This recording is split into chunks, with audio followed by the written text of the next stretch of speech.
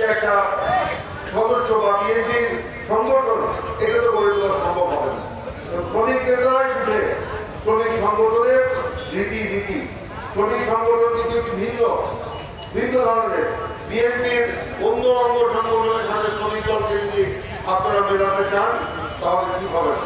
ছাত্রদল, যুবদল, স্বেচ্ছাসেবক দল, কৃষক দল, মহিলা দল কিংবা জাসাস কিংবা অন্যান্য অঙ্গ সংগঠনের সাংগঠনিক ধারা হচ্ছে এক ধরনের, শ্রমিক দলের সাংগঠনিক ধারা হচ্ছে আরেক ধরনের। শ্রমিকদেরকে কাজ করতে হবে।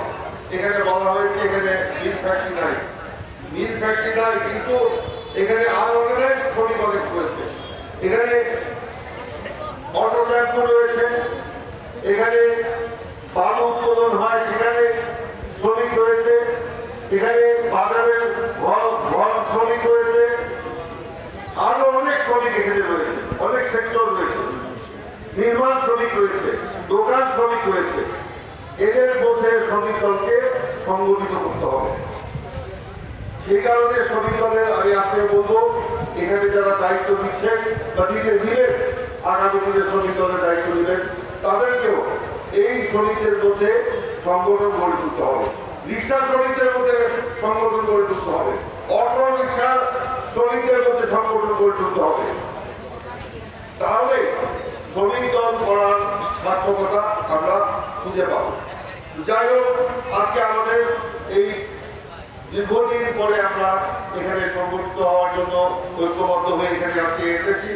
আমরা দেখেছি অনেক বড় বড় মিছিল নিয়ে আপনারা এখানে এসেছেন, আপনাদেরকে ধন্যবাদ জানাই।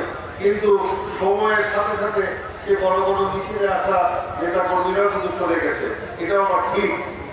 নেতা কর্মী বলবো না, আজকে যেহেতু এখানে শ্রমিক দলের সংগঠন নতুন করে গড়ে উঠছে, আপনাদের সাথে যাদেরকে নিয়ে এসেছিলেন, আপনাদের সমর্থক, তাদেরকে আপনারা ধরে রাখতে পারেন নাই। তারপরেও এই প্যান্ডেলের ভিতরে প্রত্যেকটা চেয়ার পরিপূর্ণ হয়ে আছে, চেয়ারের প্যান্ডেলের বাইরেও অনেকে চেয়ারে বসে আছেন। এখন পর্যন্ত যারা আছেন, আমি মনে করবো এরাই হচ্ছে প্রকৃতপক্ষে মন্ত্রী হওয়ার জন্য। সেই জিনিসটা আপনারা মাথায় রাখবেন। বড় বড় মিছিল দিয়ে কিন্তু সংগঠন হয় না।